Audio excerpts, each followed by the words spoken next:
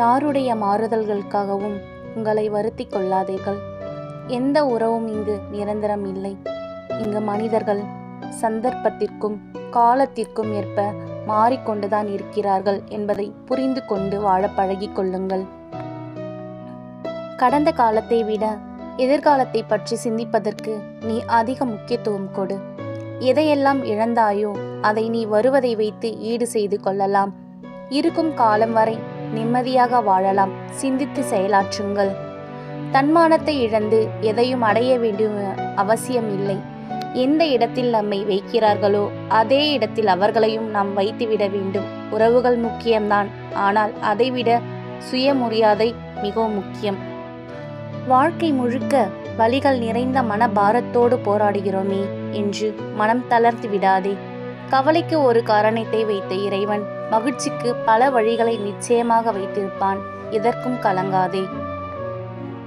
தன்மானத்தை இழந்து எதையும் அடைய வேண்டும் என்று அவசியம் இல்லை. எந்த இடத்தில் நம்மை வைக்கிறார்களோ அதே இடத்தில் அவர்களையும் நாம் வைத்துவிட வேண்டும். உறவுகள் முக்கியம்தான், அதைவிட சுயமரியாதை மிக முக்கியமாகும். மனதில் அவ்வப்போது சலனங்கள் எழுந்தன. அதற்காக அந்த சலனங்கள் தான் நீ என்று பலவீனமாக நினைத்து விடாதே.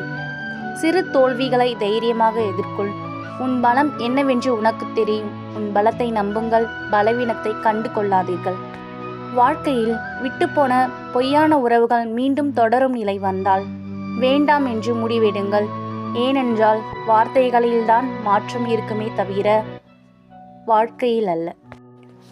விட்டு செல்ல காரணம் தேடி போனவர்களை நினைத்து குழம்பி புலம்பாதீர்கள். அவர்களின் தேவைகள் உங்களிடம் முடிந்து போனது. அவர்களின் பொழுதுபோக்கு உங்களால் நிறைவேற்றப்பட்டது. பலவற்றை கேளுங்கள், சிலவற்றை பேசுங்கள். செய்து முடிக்கப்பட்டதை ஒருபோதும் மாற்ற முடியாது என்பதை நினைவில் கொள். பொற்காலம் என்பது நமக்கு முன்னால் உள்ளதே தவிர நமக்கு பின்னால் இல்லை என்பதை சிந்தித்து செயல்படுங்கள். எண்ணங்கள் என்னும் மந்திர சாவியை சரியாக பயன்படுத்தினால் திறக்காத கதவுகளையும் திறக்க முடியும். உங்களின் எண்ணமும் பேச்சும் செயலும் ஒரே மாதிரி இருந்தால் வாழ்க்கை மகிழ்ச்சி என்பது உறுதியாகும். வாழ்க்கையில் உனக்கு மிகுதியாக கிடைத்த அனைத்தையும் நினைத்து நன்றியுடன் இரு. எப்பொழுதும் உன்னை தாழ்வாக நினைக்காதே. தேவையான அனைத்தும் உனக்கு வழங்கப்பட்டுள்ளது. இந்த நிலையும் மாறும். கவலை கொள்ளாதீர்கள். காத்திருக்க கற்றுக்கொள். எல்லாவற்றுக்கும் உரிய ஒரு நேரம் இருக்கிறது. அவசரப்படுவதால் நிம்மதி தொலையும் தவிர நன்மை எதுவும் கிடைக்கப் போவதில்லை. யாரையும் திட்டாதே, சாபமிடாதே, கெடுதல் நினைக்காதே. நீ எதை செய்கிறாயோ அதுவே உன்னை வந்து சேரும். நீ மனம் வருந்தினால் போதும். உனக்கு பாதிப்பை தந்தவர்களுக்கான தண்டனை நடந்தே தீரும், கிடைத்தே தீரும். இழந்ததை நினைத்து வருந்தாதே.